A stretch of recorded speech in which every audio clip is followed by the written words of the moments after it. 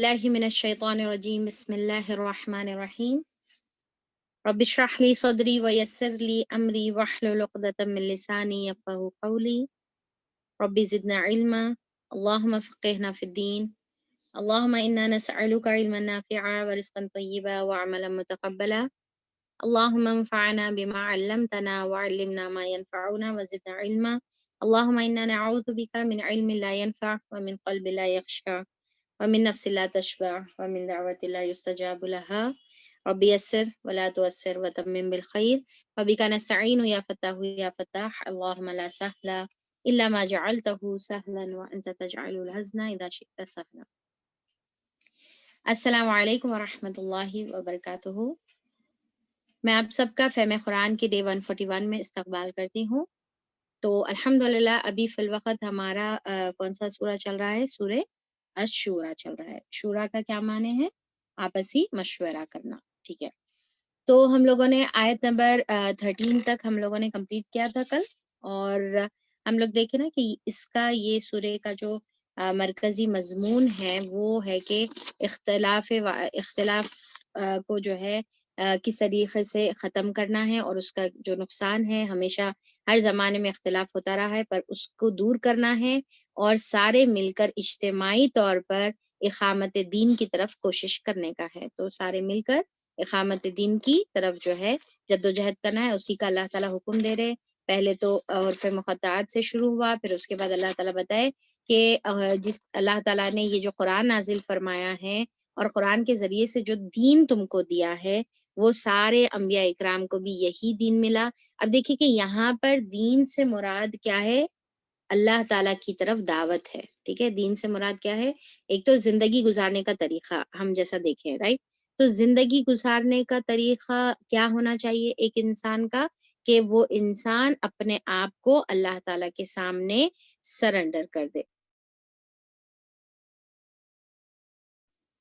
تو یہ دین کی دعوت ہر نبی نے اپنے زمانے میں اپنی قوم کو دیا تھا، اور آپ صلی اللہ علیہ وسلم کو بھی یہی دین کی دعوت دینے کا حکم دیا جا رہا ہے، اور اس دین کو قائم کرنے کے لیے آپ صلی اللہ علیہ وسلم کے تمام امت کو اس کا حکم دیا جا رہا ہے۔ یعنی کہ نبی کریم صلی اللہ علیہ وسلم کی دعوت کیا تھی؟ اللہ تعالیٰ سے بندوں کو جوڑتے تھے، اللہ تعالیٰ کی توحید دلوں میں راسخ کرتے تھے۔ اب یہ دین کو قائم کرنے کا مطلب کیا ہے؟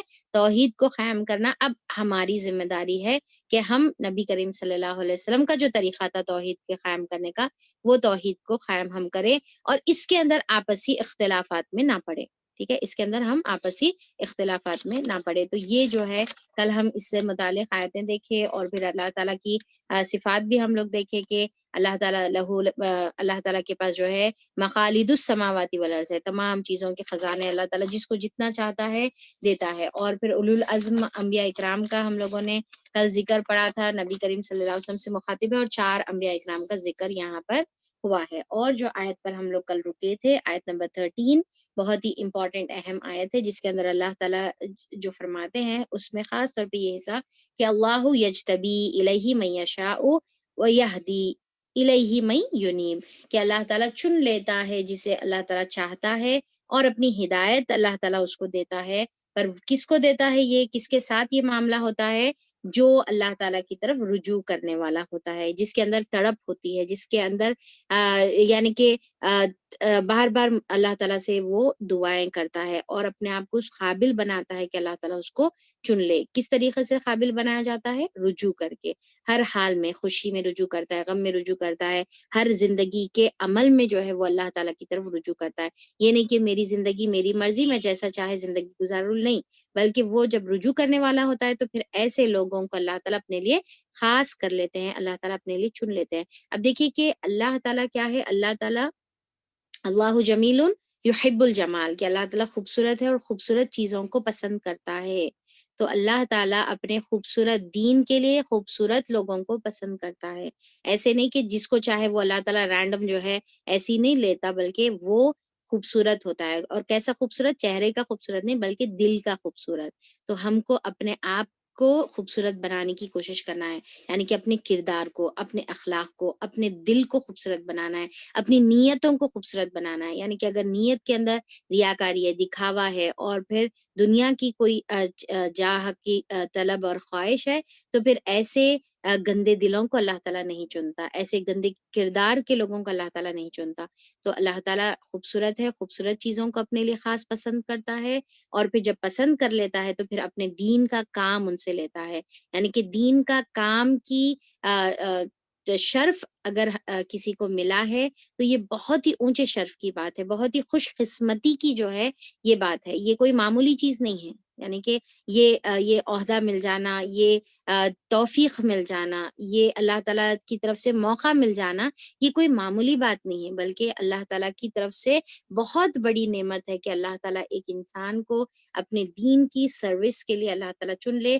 ڈائریکٹلی رہو، انڈائریکٹلی رہو، کوئی بھی طریقے سے رہو، اللہ تعالیٰ اگر چنے ہوئے ہیں تو اس کے اوپر ہم کو شکر ادا کرنا ہے. اگر ہم ابھی چنے نہیں گئے تو پھر اللہ تعالیٰ سے اس کے لیے دعائیں کرنا ہے، اس کے لیے جد و جہد کرنا ہے، اس کے لیے کوشش کرنا ہے، اس کے لیے موقع ڈھونڈنا ہے کہ کہاں پر ہم کو جو ہے موقع ملے اور ہم کس طریقے سے اللہ تعالیٰ کی دین کے لیے کنٹریبیوٹ کر سکے. جیسا پریویسلی آیت یعنی کہ سورے میں آپ لوگوں کو جو ہے انوائٹ بھی کری تھی، فہم قرآن سے جڑنے کی بھی جو ہے آپ کو انویٹیشن دیا گیا تھا کہ اگر دین کا کام کی خواہش ہے، طلب ہے، کوشش ہے، تو پھر آپ کے لیے بہت بہترین موقع ہے فہم قرآن کے اکیڈمی کے جو ہے پلیٹ فارم کے ذریعے سے انشاءاللہ.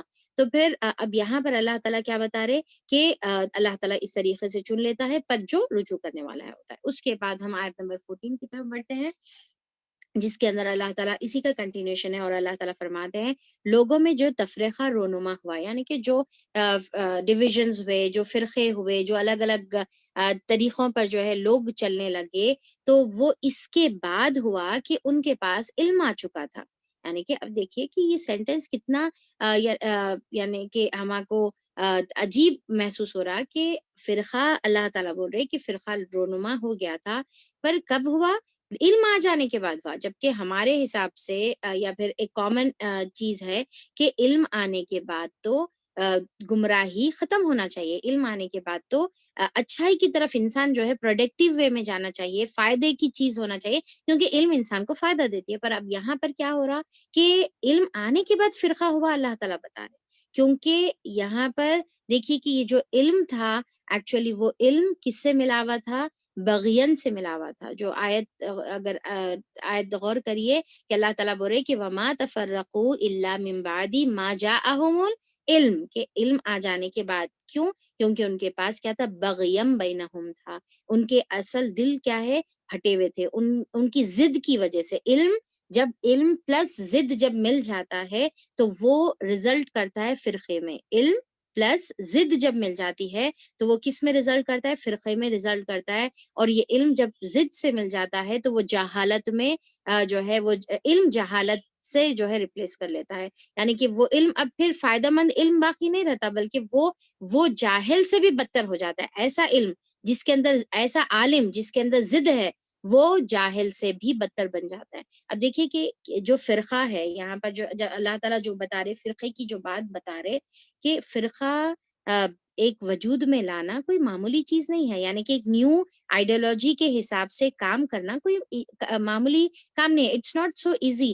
تو اس کے اندر جو اپنی طرف سے من مانے چیزیں جو ایجاد کرتے ہیں تو اس میں تو بہت زیادہ دماغ کی ضرورت ہوتی ہے، بہت زیادہ علم کی ضرورت ہوتی ہے. تو اب یہاں پر یہ جو علم ہے وہ کس علم کے ساتھ جب ضد مل گئی تو اللہ تعالیٰ بتا رہے کہ وہ نقصان کا سبب بنتی ہے، وہ فرقے کا سبب بنتی ہے. اسی لیے آج دیکھا جاتا کہ جو الگ الگ دین کے اللہ تعالیٰ نبی کریم صلی اللہ علیہ وسلم کے طریقے سے ہٹ کر جو لوگ دعوت دے رہے ہیں، تو ہم اگر ان کی طرف دیکھیں تو ہم یہ سوچتے ہیں کہ ارے بھائی اتنے بڑے عالم ہیں، اتنے بڑے فاضل ہیں، وہ فلاں جو ہے اتنی بڑی یونیورسٹی سے انہوں فارغ ہیں، اتنے سال انہوں اپنے لیے دین کے لیے اپنی زندگی کو لگائے ہوئے ہیں، پھر بھی انہوں ایسی کیسی بات کر رہے.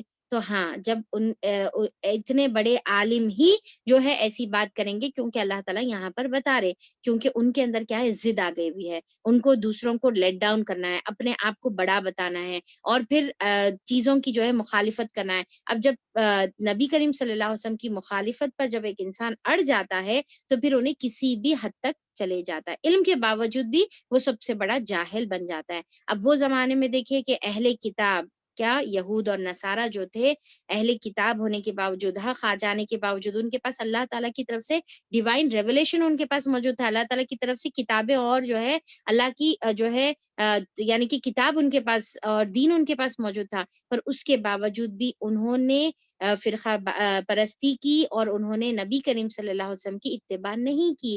اور نبی کریم صلی اللہ علیہ وسلم جب دین لے کر آئے اللہ تعالیٰ کی طرف سے، جب یعنی کہ قرآن لے کر آئے تو انہوں نے اس کو نہیں مانا، حالانکہ ان کو اس کا علم تھا، حالانکہ ان کو معلوم تھا کہ نبی کریم صلی اللہ علیہ وسلم حق ہے، قرآن حق ہے، نبی کریم صلی اللہ علیہ وسلم کی تعلیمات جو ہے وہ حق ہے، پر اس کے باوجود بھی انہوں نہیں مانے۔ کیوں؟ کیونکہ انہوں ضد پر اڑے ہوئے تھے، حق آنے کے باوجود بھی نہیں مانے۔ اب آج بھی دیکھیے کہ ہم لوگوں کے سامنے اگر حق لے کر قرآن کی آیتیں لے کر ان کے سامنے لے کر چلے جائیں نا، اور بتائیں کہ دیکھیے قرآن کے اندر یہ بات ہے، آپ پھر بھی کس طریقے سے یہ غلط عمل کر رہے، یا پھر بخاری اور مسلم کی حدیث سے بھی ان کو بات سمجھائی جائے تو پھر بھی انہوں ضد کی بنا پر وہ چیز کو نہیں مانتے، کیونکہ علم ہے پر ضد آنے کی وجہ سے ان کے اوپر جو ہے وہ علم جہالت میں تبدیل ہو گیا ہے۔ اسی لیے اللہ تعالیٰ نے قرآن کے اندر کئی بار بتایا کہ اے نبی کریم صلی اللہ علیہ وسلم آپ ان سے ایکسپیکٹ مت کریے کہ وہ لوگ آپ کی باتوں کو قبول کریں گے، کیونکہ انہوں ضد میں پڑے ہوئے ہیں، انہوں اناد میں پڑے ہوئے ہیں۔ اب نبی کریم صلی اللہ علیہ وسلم سے پہلے جو انبیاء تھے انہوں بھی حالانکہ سیم دین لے کر آئے، تو چاہیے تھا کہ یہود اور عیسائی اور تمام لوگ آپ صلی اللہ علیہ وسلم کا جو سیم جو دین لے کر آئے ریوائز ورژن میں تو اس کو قبول کر لیتے، اس کو جو ہے ایکسپٹ کر لیتے، پر انہوں نے کیا کیا، اس کو قبول نہیں کیا اور اس کے اندر جو ہے تفریقے میں پڑ گئے، اس کے اندر جو ہے یعنی کہ گروپس بنا لیے اور اس کے اندر جو ہے اختلاف کرنا شروع کر دیے، اور نبی کریم صلی اللہ علیہ وسلم کی تعلیمات سے خود بھی رکے اور دوسروں کو روکنے کی کوشش کرے۔ تو اللہ تعالیٰ بتا رہے کہ لوگوں میں جو تفریقہ رونما ہوا وہ اس کے بعد ہوا کہ ان کے پاس علم آ چکا تھا، علم آ گیا، معلوم ہو گیا، ساری چیزیں جو ہے سمجھ میں آ گئی، حق کیا ہے معلوم ہو گیا، پر اس کے باوجود بھی اللہ تعالیٰ بتا رہے اس بنا پر ہوا کہ وہ آپس میں ایک دوسرے پر زیادتی کرنا چاہتے تھے۔ ایک تو کیا ہے کہ یہود اور نصارہ بھی ایک یونٹ نہیں بنے، آپس میں وہ لوگ بھی لڑتے رہے، اور جب نبی کریم صلی اللہ علیہ وسلم آئے تو وہ آپ صلی اللہ علیہ وسلم کے بھی دین کو قبول نہیں کرے اور ضد اور اناد میں ہی اپنے جمے رہے۔ اگر تیرا رب پہلے ہی یہ نہ فرما چکا ہوتا کہ ایک وقت مقرر تک فیصلہ ملتوی رکھا جائے گا تو ان کا قصہ چکا دیا گیا ہوتا، یعنی کہ اللہ تعالیٰ ان کے اوپر کس طریقے سے قصہ چکا دیتے، ان کے اوپر عذاب آ جاتا۔ اور حقیقت یہ ہے کہ اگلوں کے بعد جو لوگ کتاب کے وارث بنائے گئے وہ اس کی طرف سے بڑے اضطراب انگیز شک میں پڑے ہوئے ہیں۔ تو اب اللہ تعالیٰ کیا بتا رہے کہ اگلوں کے یعنی کہ نیکسٹ جنریشن کو اللہ تعالیٰ جس کو کتاب کا وارث بنایا، جیسا فار ایگزامپل اہل کتاب کو کیا ہے، اہل کتاب کو اللہ تعالیٰ نے جیسا موسیٰ علیہ السلام کو اللہ تعالیٰ نے توریت دی، اور موسیٰ علیہ السلام کے جو صحابہ تھے ان کو اللہ تعالیٰ نے توریت عطا کی۔ اب اس کے بعد جو نیکسٹ جنریشن ہے انہوں کیا بنے، وہ کتاب کے وارث بنے، وہ کتاب کے انہیریٹرز بنے۔ تو پر وہ کتاب کے انہیریٹرز بننے کے باوجود بھی وہ اس کتاب کے بارے میں کیا کرتے تھے، اضطراب انگیز شک میں وہ پڑے ہوئے تھے، ریب مریب میں جو ہے وہ پڑے ہوئے تھے کہ کس طریقے سے، یعنی کہ ان کو یہ ان کی جو کتاب تھی اس کے بارے میں شک تھا کہ آیا یہ کتاب کے جو احکامات ہے وہ صحیح ہے یا نہیں ہے۔ کیوں شک میں پڑے تھے؟ شک میں اسی لیے پڑے تھے کہ جو انہوں اپنے آنکھوں کے سامنے جو لوگوں کو عمل کرتے ہوئے دیکھ رہے تو ان کا جو عمل تھا وہ اتنا باطل تھا اور اتنا خراب تھا کہ وہ یہ دیکھے کہ ایسے یہ کتاب جو ہے یعنی کہ عمل کرنے والے ایسے ہیں، تو وہ کتاب سے دور بھاگ گئے۔ جیسا فار ایگزامپل کے طور پہ اگر میں اس طریقے سے سمجھاؤں گی تو زیادہ اچھے سے سمجھ میں آئے گا کہ جیسا نبی کریم صلی اللہ علیہ وسلم کو اللہ تعالیٰ نے قرآن دی، رائٹ؟ پھر نبی کریم صلی اللہ علیہ وسلم کے ساتھ جو مخاطبین تھے وہ کون تھے؟ صحابہ اکرام تھے۔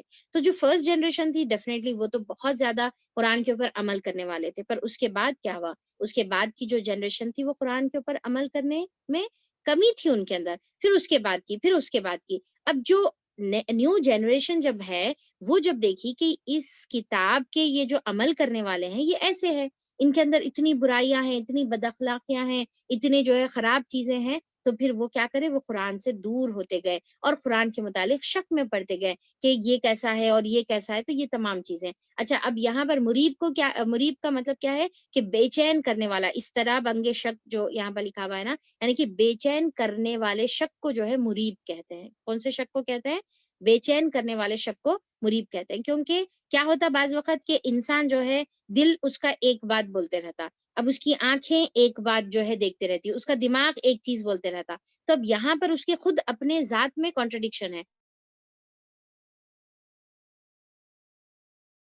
سے کیا کرتا، دوسروں کو عمل کرتے ہوئے اس کے اوپر دیکھتا، تو پھر اس کو ایسا دکھتا کہ ہاں یہ ہے، یہ اس کو اسلام بولتے۔ اب قرآن کے اندر ایک بات ہے، اس کی یہاں پر دکھنے میں ایک چیز ہے، تو اس کو کیا ہے، اب یہاں پر شک آ جاتا، اس کے دل میں بے چینی آ جاتی، دل ایک چیز کی طرف جو ہے ٹھکتے رہتا، اور پھر اس کا دماغ کچھ اور بتاتے رہتا، اور ظاہری مشاہدے کچھ اور بولتے رہتے۔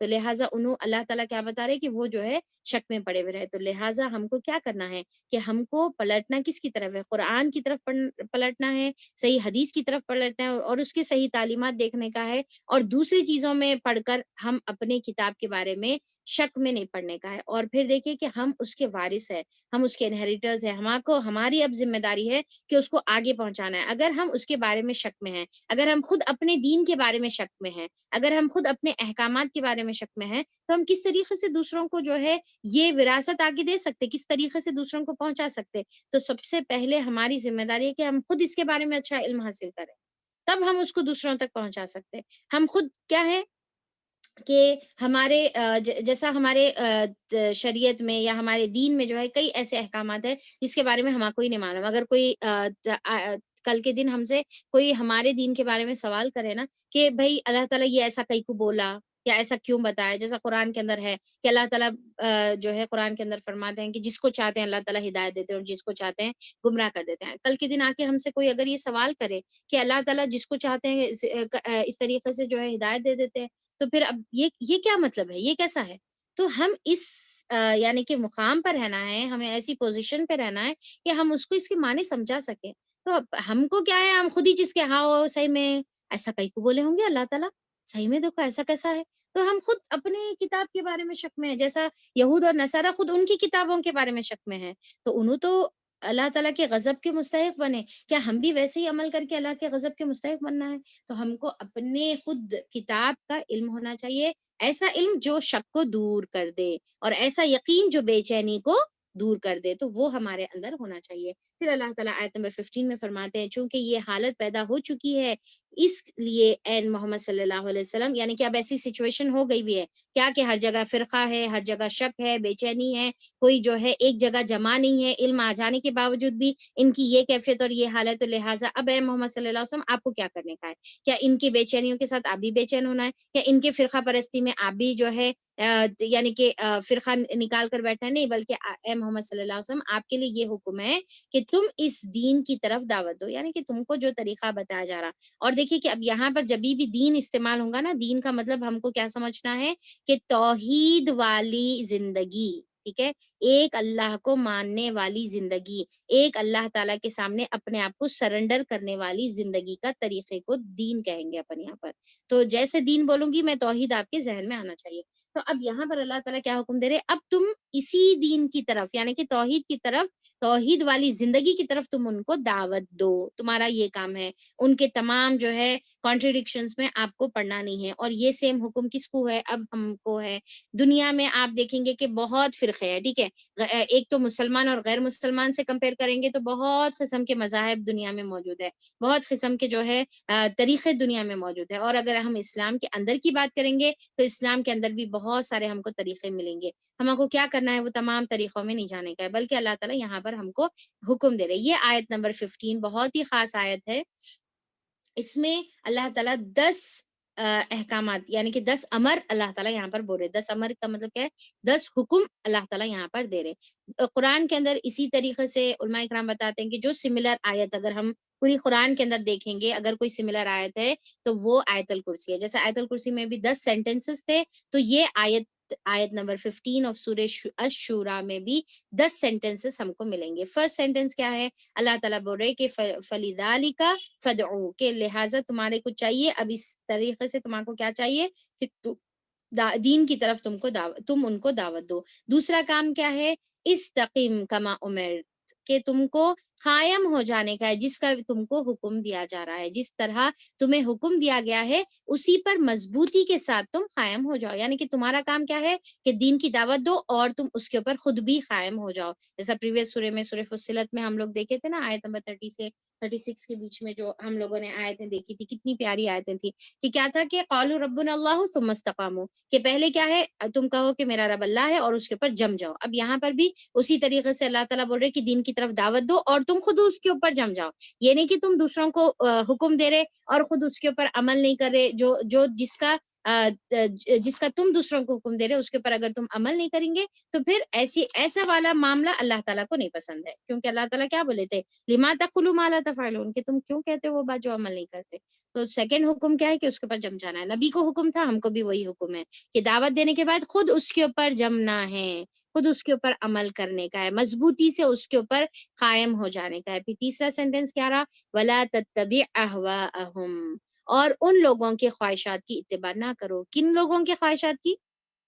جو یعنی کہ باطل ہے، یعنی کہ جو فرقہ پرست ہے، اور پھر جو غلط چیزوں کی، قرآن سے ہٹ کر، اللہ تعالیٰ کے دین سے ہٹ کر، اللہ تعالیٰ کے قرآن کے احکامات سے ہٹ کر جو منمانی کی زندگی گزار رہے، آپ ان کے خواہشات کی پیروی مت کرو۔ حالانکہ انہوں آپ کی بات نہیں سننے والے ہیں جب تک کہ آپ ان کی خواہشات کی پیروی نہیں کریں گے، پر آپ کو اس کی فکر کرنے کی ضرورت نہیں ہے۔ آپ ان کے خواہشات کی پیروی نہیں کرنے کا ہے، کیونکہ جو خواہشات کی، احوا کی پیروی کرتا ہے تو اس کو اللہ تعالیٰ اوپر سے نیچے گرا دیتا ہے۔ یعنی کہ اللہ تعالیٰ جو اشرف المخلوق اللہ تعالیٰ بنائے ہیں اس کو اسفل السافلین میں گرا دیتا ہے، اس کو نیچوں سے نیچ اللہ تعالیٰ کر دیتا ہے۔ تو لہٰذا ہم کو کیا کرنا ہے؟ یہ جو دنیا پرست لوگ ہیں جو ہم اپنے آنکھوں کے سامنے دیکھتے ہیں، کیا ہے کہ ہم دیکھتے ہیں کہ لوگ بڑے موج اور مستی میں ہیں، اپنے خواہشات کی پیروی کر رہے ہیں، اور پھر جو ہے خوشحال زندگی گزار رہے ہیں، اور پھر اپنی منمانی زندگی گزار رہے ہیں۔ تو اب ہما کو دیکھ کر ہو سکتا ہے کہ کچھ اس کی وہ طرف اٹریکشن پیدا ہو کہ واہ کیا زندگی ہے، کیا مزے کی زندگی ہے دیکھو ان کی، تو جو ہے وہ اٹریکشن پیدا ہو۔ اللہ تعالیٰ بول رہے کہ ان کے خواہشات کی اتباع آپ کو نہیں کرنا ہے۔ اور دوسرا، ایک یہ تو جنرل ہو گیا، دوسرا جو فرقہ پرست لوگ ہیں، جو دین کی اتباع نہیں کرنے والے لوگ ہیں، جو اپنے منمانی زندگی، اب دیکھیے کہ دین کا مطلب کیا ہے کہ اللہ تعالیٰ کے سامنے ہم اپنے آپ کو سرنڈر کرتے ہوئے زندگی گزارنا، یہ دین ہے، ٹھیک ہے۔ اور احوا کیا ہے؟ اس کا اپوزٹ ہے کہ احوا اللہ کے سامنے سرنڈر نہیں کرنا، بلکہ اپنے خواہشات کے سامنے سرنڈر کرنا، تو اس کو احوا کہتے ہیں۔ احوا کا کیا مطلب ہے؟ خواہشات ہے نا۔ ہوا کس کو کہتے ہیں؟ ہوا خواہشات نفس کو کہتے ہیں۔ تو اللہ تعالیٰ بول رہے کہ ان کے خواہشات نفس کی پیروی نہیں کرنا ہے۔ یہ حکم کس کو ہے؟ نبی کریم صلی اللہ علیہ وسلم کو ہے اور ہم کو ہے۔ پھر چوتھا حکم اللہ تعالیٰ دیتے ہیں کہ اور پھر کیا ہے؟ وَقُلْ آمَنْتُ بِمَا أَنزَلَ اللَّهُ مِنْ کتاب، کہ اور ان سے کہہ دو اے نبی کریم صلی اللہ علیہ وسلم، اللہ نے جو کتاب بھی نازل کی ہے میں اس پر ایمان لایا، یعنی کہ میں خود اس کے اوپر ایمان لانے والا ہوں۔ جیسا اللہ تعالیٰ سورہ فصلت میں پریویس سورے میں بتائے تھے نا، وَمَنْ أَحْسَنُ قَوْلًا مِّمَّنْ دَعَا إِلَى اللَّهِ وَعَمِلَ صَالِحًا وَإِنَّنِي مِنَ الْمُسْلِمِينَ وَقَالَ إِنَّنِي مِنَ الْمُسْلِمِينَ، کہ اس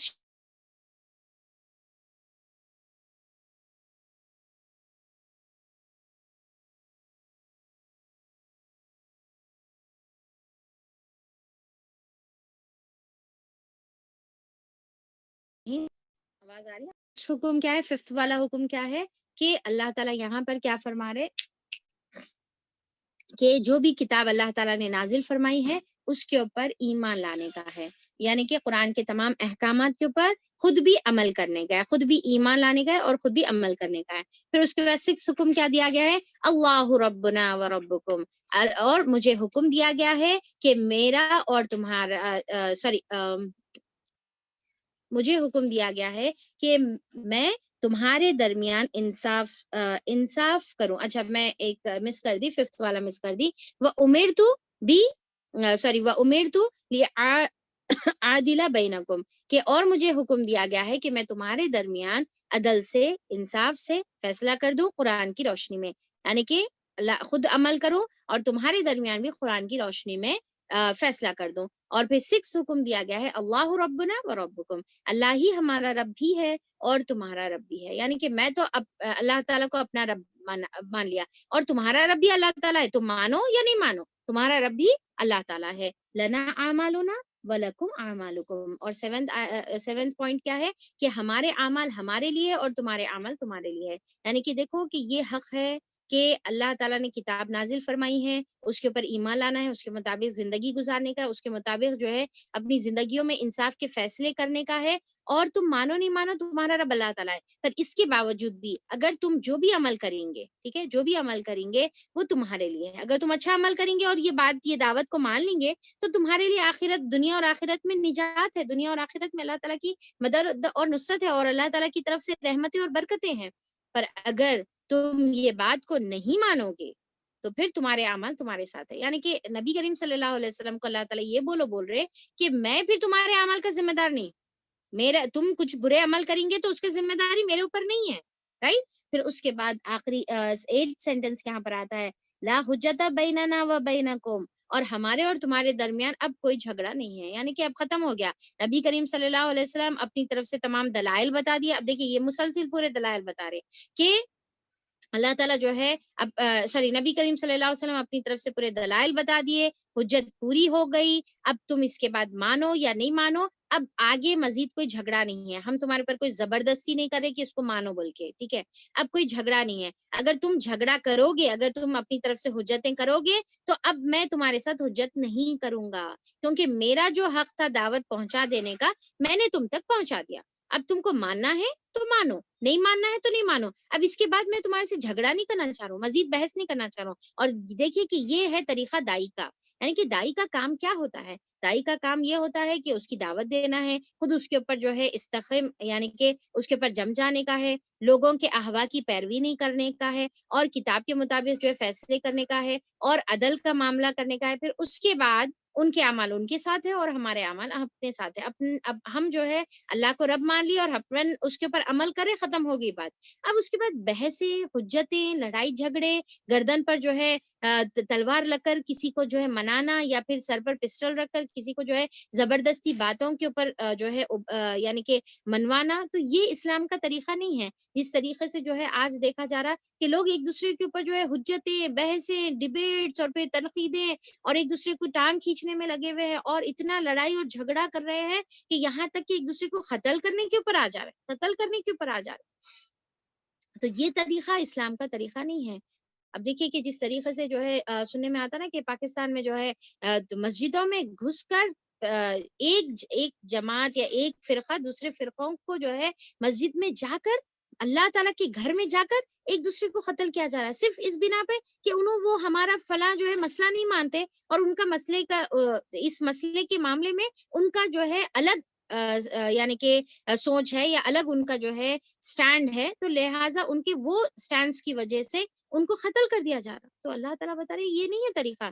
اے نبی کریم صلی اللہ علیہ وسلم، آپ ان کو بتا دو کہ لڑائی جھگڑا تو دور کی بات، ایون اب بحث کی بھی کوئی گنجائش نہیں ہے، کوئی حجت کی بھی جو ہے کوئی گنجائش اب یہاں پر نہیں ہے. اور پھر 9 سینٹنس، اللہ یجمع بیننا، اور اللہ تعالیٰ ایک روز ہم سب کو جمع کرے گا.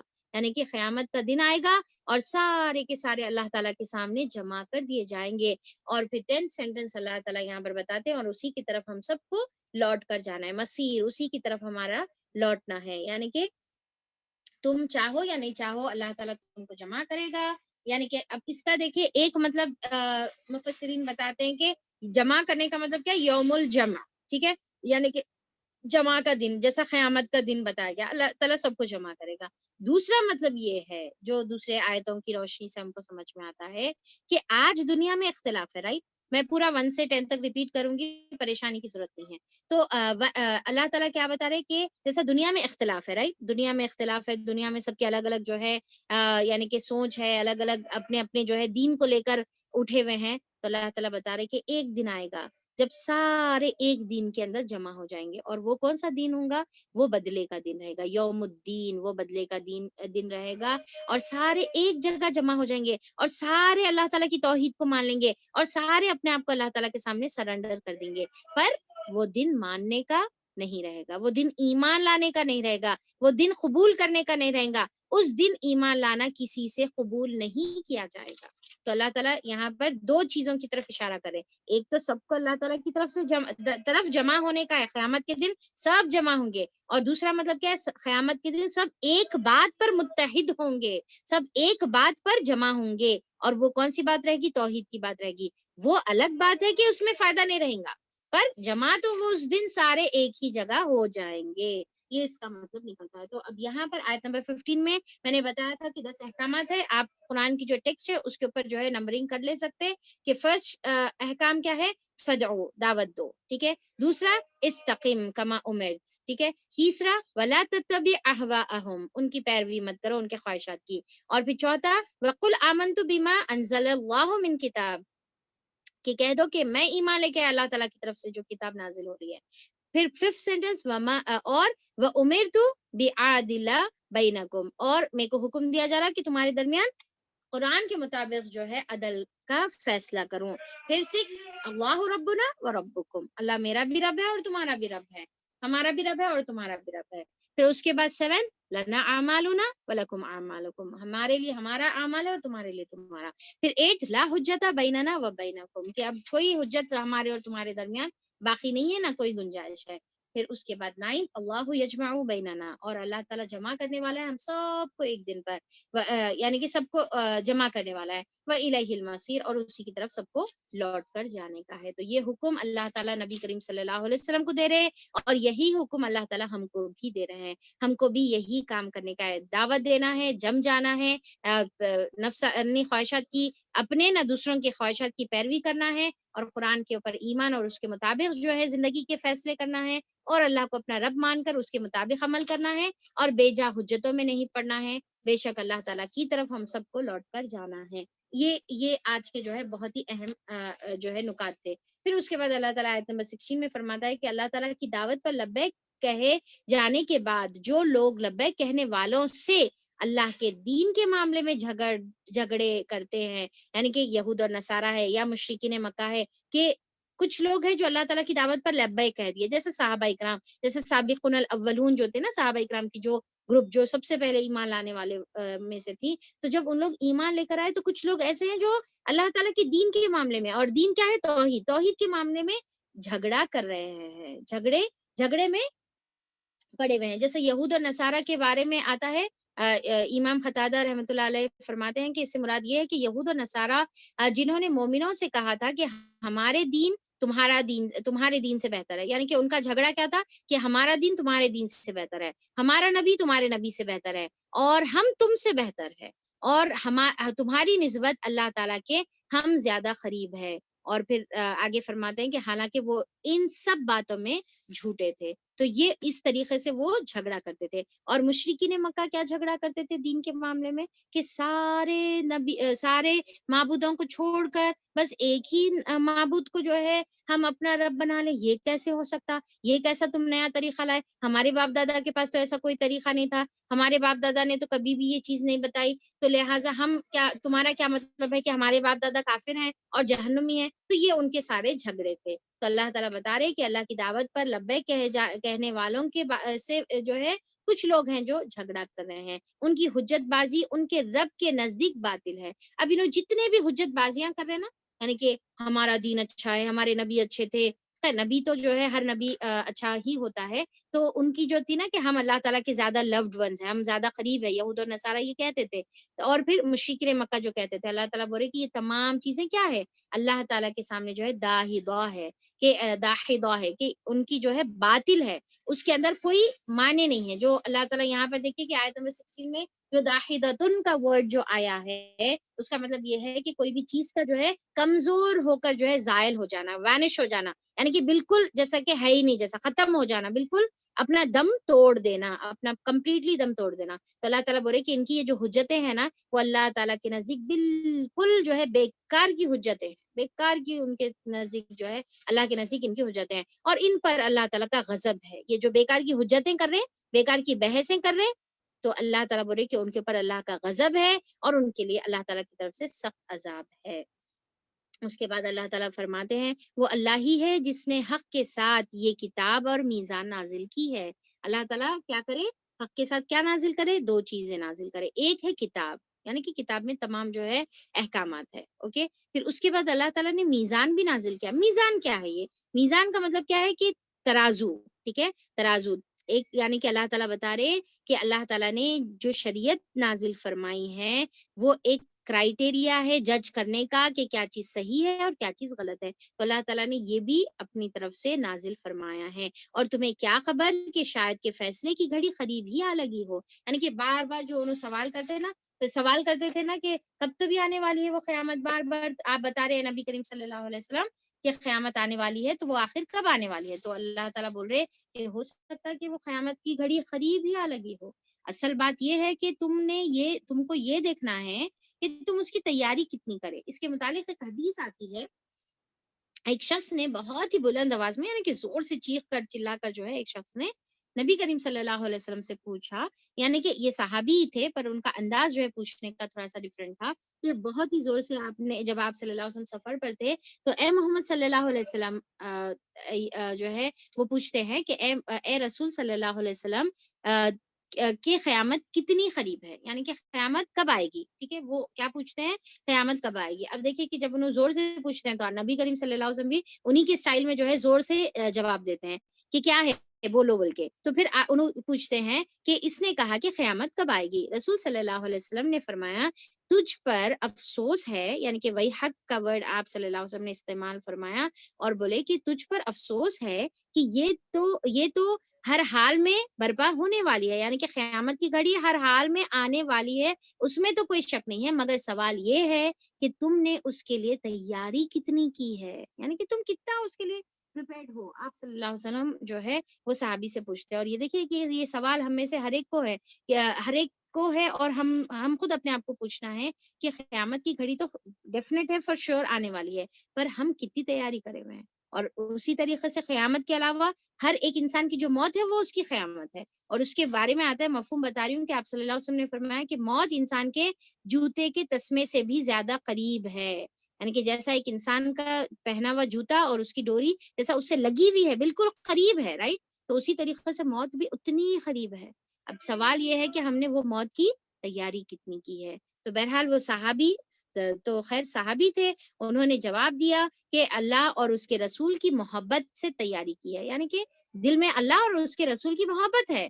تو پھر آپ صلی اللہ علیہ وسلم نے ان کو بشارت دی, اور آپ صلی اللہ علیہ وسلم نے فرمایا تمہیں اسی کا ساتھ نصیب ہوگا جس سے تمہیں محبت ہوگی. یعنی کہ تم اگر اللہ اور اللہ کے رسول سے محبت کرتے ہو تو پھر تمہارے کو انہی کا ساتھ آخرت میں نصیب ہوگا. تو دیکھیے کہ ہماری تیاری کیسی ہونی چاہیے, موت کی تیاری کیسی ہونی چاہیے, آخرت کی تیاری کیسی ہونی چاہیے. اللہ اور اللہ کے رسول کی محبت اپنے دل میں رکھیں گے تو پھر یہاں پر بشارت مل رہی ہے نبی کریم صلی اللہ علیہ وسلم کی, جو سب سے سچی زبان تھی پورے دنیا میں, وہ کہہ رہے ہیں کہ انہی کا ساتھ نصیب ہوگا. جیسا آپ صلی اللہ علیہ وسلم فرماتے ہیں نا کہ المرء مع من احب, کہ آدمی اسی کے ساتھ ہوگا جس سے وہ محبت کرتا ہے, جس سے محبت ہوگی. صحیح بخاری کی یہ حدیث ہے, جس سے محبت ہوگی اسی کے ساتھ وہ قیامت کے دن ہوگا. تو اگر ہم اپنی موت کی تیاری کرنا چاہ رہے اور قیامت کی تیاری کرنا چاہ رہے تو ہم کو اللہ اور اللہ کے رسول کی محبت اپنے دل میں پیدا کرنا ہے. اور کیسا پیدا ہو سکتی ہے اللہ اور اللہ کے رسول کی محبت؟ اللہ کی محبت قرآن سے پیدا ہوتی ہے, اللہ کی معرفت قرآن سے پیدا ہوتی ہے, اور رسول صلی اللہ علیہ وسلم کی معرفت جو ہے سیرت اور احادیث سے جو ہے پیدا ہوتی ہے. ڈیفینیٹلی قرآن سے بھی ہوتی ہے اور ساتھ میں سیرت سے بھی ہوتی ہے. جو لوگ اس کے آنے پر ایمان نہیں رکھتے, کس کے آنے پر ایمان نہیں رکھتے؟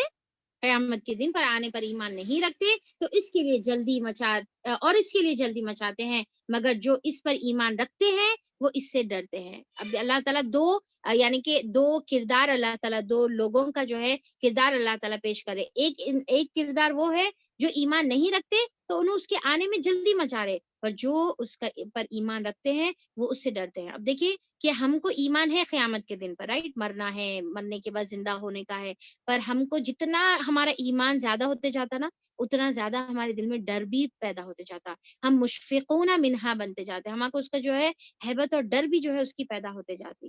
حالانکہ اب دیکھیے کہ اگر ہم زندگی میں دیکھیں گے نا, ایک انسان وہ رہتا, غیر مسلمان کی بات نہیں لیں گے, ہم مسلمان کی بات لیں گے. ایک لوگ وہ رہتے جو دین پر عمل نہیں کرتے, اسلام کے اوپر عمل نہیں کرتے, قرآن سے کچھ خاص محبت نہیں رہتی, اور پھر جو ہے اگر ان کا ایٹیٹیوڈ دیکھیں گے نا تو ان کا ایٹیٹیوڈ ایسا رہتا ہے کہ ہاں مرے تو کیا ہوا, مرنے کے بعد اٹھے تو کیا ہوا. یعنی کہ ان کو اس کا فیئر نہیں رہتا, ان کا ڈر نہیں رہتا. کبھی بھی ان کی جو ہے دعاؤں میں یہ نہیں رہتا کہ اللہ تعالیٰ مجھے قبر کے عذاب سے بچا لے, مجھے جو ہے حشر میں میری رسوائی سے بچا لے, اللہ میزان کے اوپر اللہ تعالیٰ پل صراط کا, یہ ساری دعائیں نہیں رہتی.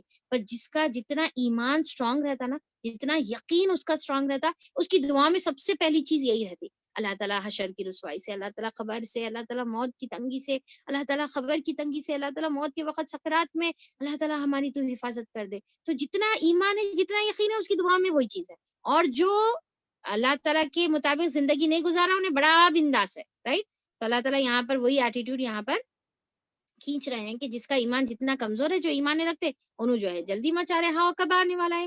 اور جو ڈرتے ہیں, جو یقین رکھتے ہیں, وہ جو ہے اللہ تعالیٰ کے اس دن سے ڈرتے ہیں اور جانتے ہیں کہ یقیناً وہ آنے والی ہے. خوب سن لو, جو لوگ اس گھڑی کے آنے میں شک ڈالنے والی بحثیں کرتے ہیں, وہ گمراہی میں بہت دور نکل چکے ہیں. یعنی کہ جو لوگ قیامت کے اٹھنے پر, مرنے کے بعد اٹھنے پر یقین نہیں رکھتے, یا مرنے کے بعد حساب کتاب پر یقین نہیں رکھتے, یا مرنے کے بعد جنت اور جہنم پر یقین نہیں رکھتے, یا مرنے کے بعد کے مرحلوں پر یقین نہیں رکھتے, اور شک میں ڈالنے والی بحثوں میں پڑتے ہیں, یعنی کہ خود بھی شک میں ہوتے ہیں اور دوسروں کے سامنے بھی ایسے ایسے سوالات رکھتے ہیں کہ سامنے والا بھی جو ہے کنفیوز ہو جاتا ہے, یا پھر سامنے والا پریشان ہو جاتا کہ یہ کیسے سوالات ہیں, ایسے کیسے جو ہے ان کے دماغ میں سوالات آ رہے جو انہوں ہمارے سامنے رکھ رہے. تو اللہ تعالیٰ بول رہے کہ اصل وجہ کیا ہے, انہوں گمراہی میں بہت دور نکل گئے ہوئے ہیں. تو دیکھیے کہ ہم کو آخرت کے بارے میں یقین رکھنے کا ہے, اور اس کے لیے جو آیتیں ہیں, جیسا خاص طور پہ لاسٹ حصہ قرآن کا جو ہمارا پارٹ اب آنے والا ہے انشاءاللہ, اس میں بہت ہی زیادہ آخرت کا ذکر ہے. تو ایسی آیتیں پڑھیں اور اپنے یقین کو بہت زیادہ پختہ اور مضبوط کریں, اور جتنا جس کا یقین ہوگا اتنا وہ آخرت میں بچا لیا جائے گا, اور جتنا اس کے اوپر شک رہے گا وہ گمراہی کے دور راستے پر نکل جائے گا. اللہ تعالیٰ اپنے بندوں پر بہت مہربان ہے, جسے جو کچھ چاہتا ہے دیتا ہے, وہ بڑی قوت والا ہے اور زبردست ہستی ہے. یعنی کہ اب اللہ تعالیٰ بتا رہے کہ اللہ تعالیٰ ایک تو اپنے بندوں پر جو ہے لطیف ہے, اور پھر اللہ تعالیٰ اپنے بندوں کو رزق میں سے جس کو جتنا چاہتا ہے عطا کرتا ہے. اب یہ کون سا رزق ہے؟ اللہ تعالیٰ کے دنیا کا رزق کے علاوہ اللہ تعالیٰ کی طرف سے ہدایت کا رزق ہے, ٹھیک ہے. اور لطیف کا مطلب کیا ہے؟ باریک بین ہے, یا پھر جو ہے بہت زیادہ اپنے بندوں پر مہربان ہے, لطف کرنے والا ہے, محبت کرنے والا ہے, اور اپنی محبت کی بنا پر اللہ تعالیٰ رزق کے دروازے اس کے لیے کھولتا ہے. اور رزق کا مطلب کیا ہے؟ ہدایت کے دروازے اللہ تعالیٰ اس کے اوپر کھولتے جاتا ہے. پر اگر کوئی انسان اپنے لیے خود ہدایت کا دروازہ بند کر لے تو پھر اب اس کے بعد جو ہے اس کو کوئی ہدایت نہیں دیتا. اور پھر اللہ تعالیٰ قوی بھی ہے, یعنی کہ قوت والا بھی ہے, اور پھر العزیز زبردست ہے. پھر اللہ تعالیٰ فرماتے ہیں جو کوئی آخرت کی کھیتی چاہتا ہے, جو کوئی آخرت کی کھیتی چاہتا ہے اس کی کھیتی کو ہم بڑھاتے ہیں, اور جو دنیا کی کھیتی چاہتا ہے اسے دنیا ہی میں دے دیتے ہیں, مگر آخرت میں اس کا کوئی حصہ نہیں ہے. تو اب یہاں پر ہمارے انٹینشنز کی طرف اللہ تعالیٰ جو ہے ہم کو ترغیب دلا رہے ہیں کہ دیکھو تم جو بھی انٹینشن رکھ رہے, تمہاری جو چاہت ہے, تمہاری جو یرید ہے وہ کیا ہے. اگر تمہاری چاہت آخرت ہے تو اللہ تعالیٰ تمہارے کو آخرت میں بہت عطا کریں گے, ٹھیک ہے. اور چاہے تو اس کے بدل دنیا میں بھی اللہ تعالیٰ دے دیں گے. پر جو دنیا نہیں, جو آخرت نہیں بلکہ دنیا کی چاہت اپنے دل میں رکھتا ہے, تو پھر اللہ تعالیٰ اس کو دنیا میں دیں گے پر آخرت میں کوئی حصہ اس کو نہیں ہے. جیسا سملر آیت ہم لوگ اس سے پہلے سورہ بقرہ میں پڑھے تھے نا, کہ کچھ لوگ ایسے ہیں جو صرف دنیا کی زندگی مانگتے ہیں, ان کے لیے آخرت میں کوئی نہیں ہے. پر کچھ ایسے ہیں جو کہتے ہیں ربنا آتینا فی الدنیا حسنہ وفی الآخرۃ حسنہ وقنا عذاب النار, کہ اللہ تعالیٰ دنیا کی بھی بھلائی ہم چاہتے ہیں اور آخرت کی بھی بھلائی چاہتے ہیں. تو خیر اب یہاں پر جو ہے کیا مطلب ہے کہ جو بھی ہم کام کرتے ہیں تو اس میں ہم یہ دیکھنا ہے, جو بھی نیکی کا کام کر رہے, یا دین کی دعوت کا کام کر رہے, یا اللہ تعالیٰ کی عبادت کر رہے اور اپنے دین کو اللہ تعالیٰ کے لیے خالص کر رہے, اس میں ہم کیا چاہ رہے. کچھ لوگ ایسے ہوتے ہیں جو دین کا کام کرتے ہیں اور چاہت دنیا کی رکھتے ہیں, کہ ہم جو ہے دین کا کام کر رہے تو لوگ ہم کو نیک کہیں, ہم دین کا کام کرے تو لوگ ہماری عزت کرے, ہم سے محبت کرے, یا پھر لوگ ہم کو پسند کرے, ٹھیک ہے. جیسا فار ایگزامپل جیسا ہے نا کہ اگر ہم جو بھی ہم کام کرے اس کا ہمارا چاہے دین کا کام رہو چاہے دنیا کا کام رہو, اس کے اندر ہمارا انٹینشن کیا ہونا چاہیے؟ اللہ تعالیٰ کی رضا ہونا چاہیے اور آخرت میں بدلہ ہونا چاہیے. جیسا اگر ہم کوئی کام دنیا کی چاہت کے لیے کریں گے تو آخرت میں بدلہ نہیں رہے گا. ایک ایگزامپل کے طور پہ میں آپ کو سمجھاتی ہوں. جیسا کہ اگر ہم ایک بہو ہیں، ٹھیک ہے، یا پھر جیسا بیوی ہے آپ یا بہو ہے، آپ خدمت کر رہے، ٹھیک ہے، آپ اپنے ساس کی خدمت کر رہے، اگر آپ کا یہ انٹینشن ہے کہ میں اپنی ساس کی خدمت کر رہی ہوں، یا مہمان کی اچھی مہمان نوازی کر رہی ہوں، لوگوں کے ساتھ ہنس کے بات کر رہی ہوں، اور لوگوں کے ساتھ حسن سلوک کا معاملہ کر رہی ہوں، اور لوگوں کی خدمت کر رہی ہوں، ٹھیک ہے، لوگوں کی مدد کر رہی ہوں، اور اس کے پیچھے میرے مقصد یہ ہے کہ لوگ سب جنے بولنا کہ بھائی بچی رہنا تو ایسی رہنا، دیکھو بہو رہنا تو ایسی رہنا، ٹھیک ہے، یا پھر جو ہے بھابھی رہنا تو ایسی رہنا، یا پھر غریبوں کی مدد کرے تو ارے کیا مدد کرتے، یہ بیوی تو بڑے اچھے ہیں، یہ ہمارے جو باجی ہیں یہ تو ہمارے بڑے اچھے ہیں، تو لوگ ہماری تعریف کرنا، یا لوگ ہمارے بارے میں اچھا سمجھنا، ٹھیک ہے، لوگ میرا امپریشن کیا ہے، بہت ہی اچھا سمجھنا، اور اس کے لیے اگر ہم یہ خدمت کرتے رہیں گے تو اللہ تعالیٰ بول رہے کہ دنیا میں اللہ تعالیٰ دے دیں گے، کیا دیں گے، تعریف دے دیں گے، محبت دے دیں گے، لوگ آپ کی عزت کریں گے، لوگ آپ کی محبت کریں گے، پر وہ محبت کو آپ اللہ تعالیٰ کی طرف سے ڈالی ہوئی محبت مت سمجھو، ٹھیک ہے، یہ تو دنیا کے متاع ہے جو اللہ تعالیٰ آپ کو دے رہے، پر اگر آپ یہ تمام چیزوں کے پیچھے نیت آخرت رکھیں گے کہ اللہ تعالیٰ میں اپنی میڈ کی یہ ہیلپ کر رہی ہوں کیونکہ میرے کو آخرت میں اس کا اجر چاہیے، ٹھیک ہے، میں یہ اپنی میڈ کا کام ہلکا کر رہی ہوں تاکہ آخرت میں میرے کو اس کا اجر چاہیے، میں فلاں رشتہ دار کا حقوق ادا کر رہی ہوں، میں بہنوں کا حقوق ادا کر رہی ہوں، میں رشتہ داروں کا حقوق ادا کر رہی ہوں، میں جو ہے ساس کا حق ادا کر رہی ہوں، یا میں جو بھی خدمت کر رہی ہوں، یا مہمان نوازی کر رہی ہوں، یا شوہر کی خدمت کر رہی ہوں، تمام میں اللہ تعالیٰ میرے کو آخرت میں چاہیے، تو جب ہم یہ کریں گے تو اللہ تعالیٰ بول رہے کہ اس کے لیے آخرت میں اجر ہے، اس کے لیے آخرت میں، تو لہٰذا جو بھی ہم کام کریں اور ساتھ میں دین کا بھی کام، ٹھیک ہے، جب ہم دین کا کام کریں، اقامت دین کی طرف محنت اور کوشش کریں، جدوجہد کریں، تو اس کے اندر یہ ہمارا انٹینشن بالکل بھی نہیں ہونا چاہیے کہ لوگ ہم سے محبت کریں، ہماری عزت کریں، اور ہم کو جو ہے کوئی چیز متا ہم کو دنیا کی ملے، نہیں بلکہ آخرت کی چاہیں گے تو اللہ تعالیٰ آخرت میں عطا کریں گے، ساتھ میں اللہ تعالیٰ چاہیں گے تو دنیا میں بھی دیں گے، پر ضروری نہیں کہ دنیا میں ملے، رائٹ، آخرت میں تو فر شور اللہ تعالیٰ دیں گے۔ اب دیکھیے کہ یہاں پر جو اللہ تعالیٰ کمپیئر کرے ہوئے ہیں، یا جو ورڈ اللہ تعالیٰ استعمال کرے،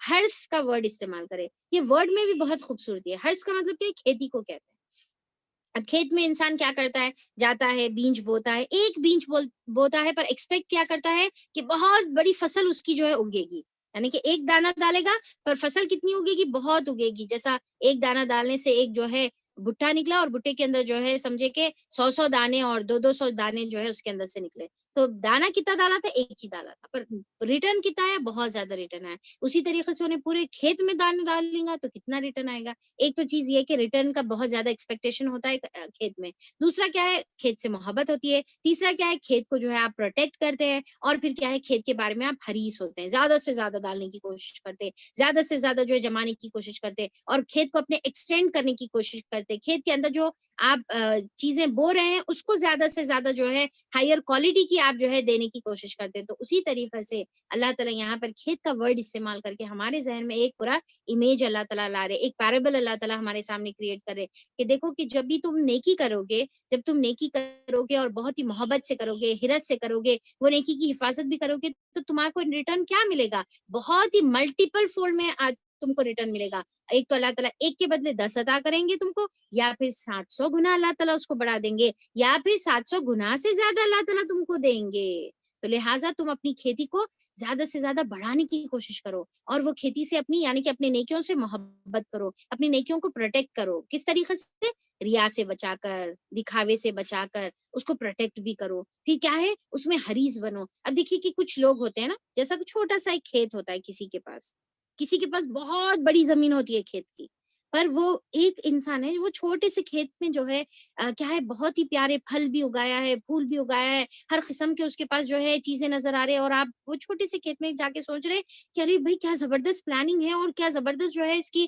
یعنی کہ کس طریقے سے ہر قسم کی چیزیں اس کے پاس اویلیبل ہے، کیا خوبصورت اس نے جو ہے بنایا ہے، کھیت کو جو ہے سجایا ہے، تو کچھ لوگ ہوتے ہیں کہ بڑا کھیت ہوتا ہے پر اس کے اندر جو ہے کوئی بیج ہی نہیں ہوتا، یعنی کہ بنجر زمین کی طرح پڑا ہوا ہوتا ہے، یا پھر کوئی خاص جو ہے فصل اس کے اندر نہیں ہوتی، تو الگ الگ قسم کے ہوتے ہیں، رائٹ، تو اسی طریقے سے ہم کو کون سا کھیت بنانا ہے، چاہے ہماری زندگی چھوٹی رہو چاہے ہماری زندگی بڑی رہو، جو بھی اللہ تعالیٰ نے ہم کو زندگی دیا ہے، وقت دیا ہے، صلاحیت دیا ہے، اتنی ہی صلاحیتوں کا استعمال کر کے اتنا ہی چھوں گا اتنی صلاحیتوں کا استعمال کر کے، اتنے ہی وقت کا استعمال کر کے ہم ہر قسم کے پھل اور پھول اس کے اندر لگانے کی کوشش کرنا ہے. یہ کھیتی کو ہم کو تیار کرنا ہے جو آخرت کی کھیتی ہے. یہاں پر ہم بوئیں گے تو آخرت میں وہاں پر ہماری اپنی کھیتی کو ہم کاٹیں گے، وہاں پر ہم کو جو ہے اس کا ریٹرن ملے گا. تو بیسٹ سے بیسٹ ہم کو یہاں پر جو ہے ڈالنے کی کوشش کرنا ہے. بیسٹ کوالٹی یعنی کہ فل اخلاص کے ساتھ کرنے کا ہے ہر کام، ٹھیک ہے. ہر قسم کی نیکی کرنے کا ہے، یعنی کہ ایک ہی بس ہم جو ہے بس میرے کو صدقہ پسند ہے، بس میں صدقہ کر لیتی ہوں، ایزی ہے میرے لیے. یا نماز پسند ہے، نماز پڑھ لیتی ہوں، ٹھیک ہے. یا بیٹھ کر جو ہے لوگوں کو درس دینا ہے، بس میرے کو وہ پسند ہے، وہ کر لیتی ہوں. نہیں، بلکہ آپ اپنے نام اعمال میں ہر قسم کی اعمال جو ہے ایڈ کرنے کی کوشش کریے. یعنی کہ عبادت بھی ہو، اس کے اندر خدمت خلق بھی ہو، اس کے اندر دین کی طرف دعوت بھی ہو، جد و جہد بھی ہو، ہر قسم کی چیز، ٹھیک ہے. اور اس میں حریص ہونا چاہیے زیادہ سے زیادہ حاصل کرنے کی، زیادہ سے زیادہ حاصل کرنے کی کوشش. تو اللہ تعالیٰ دیکھیں کہ کھیت کا ورڈ استعمال کر کے کتنی بڑی بات ہمارے کو اس کے اندر سے سمجھا رہے. اور پھر اللہ تعالیٰ کلیئرلی بتا رہے کہ دنیا چاہتے ہو تو دنیا میں اللہ تعالیٰ سب دے دیں گے، پر آخرت میں nothing, don't expect anything. پر جو آخرت کا چاہتا ہے تو اس کے لیے اللہ تعالیٰ آخرت میں تو فور شیور، پر دنیا میں بھی اللہ تعالیٰ چاہے تو اس کو عطا کرتے ہیں. کیا یہ لوگ کچھ ایسے شریک خدا رکھتے ہیں جنہوں نے ان کے لیے دین کی نوعیت رکھنے والا ایک ایسا طریقہ مقرر کر دیا ہے جس کا اللہ تعالیٰ نے اذن نہیں دیا. اگر فیصلے کی بات پہلے طے نہ ہو گئی ہوتی تو ان کا فیصلہ چکا دیا جاتا. اب دیکھیے کہ یہ سینٹینس کتنے بار ریپیٹ ہو رہا نا، کہ اگر اللہ تعالیٰ کی طرف سے فیصلہ نہیں رہتا کہ بھائی ان کو عذاب جب تک ہی ملنا ہے، وہ پوائنٹ تک ان کو جو ہے مہلت دینا ہے، اگر اللہ تعالیٰ پہلے اپنے رحمت کی بنا پر یہ فیصلہ نہیں کرتے تو ان کا عذاب کب کی ان کے اوپر عذاب آ جاتا.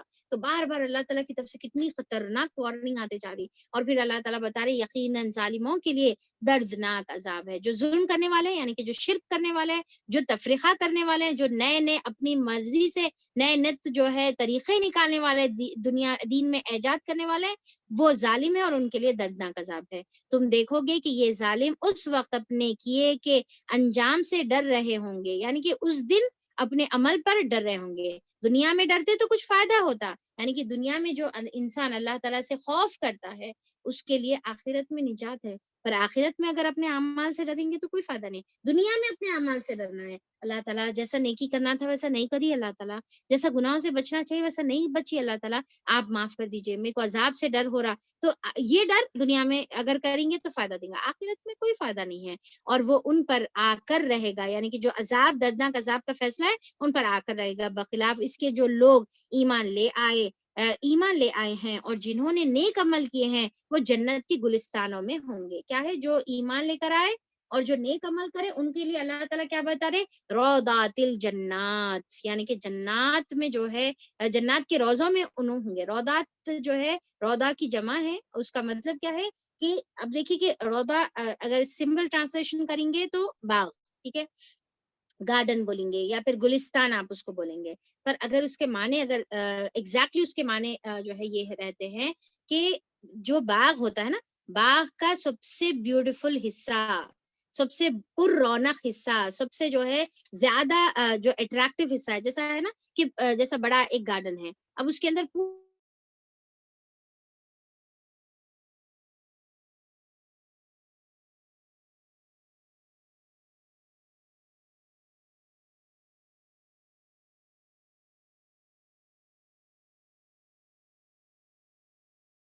کیا وہ سیم رہتی جیسی گارڈننگ بالکل جو ہے سامنے ہوتی ہے، گھر کے سامنے جو ہوتی ہے سیم نہیں ہوتی.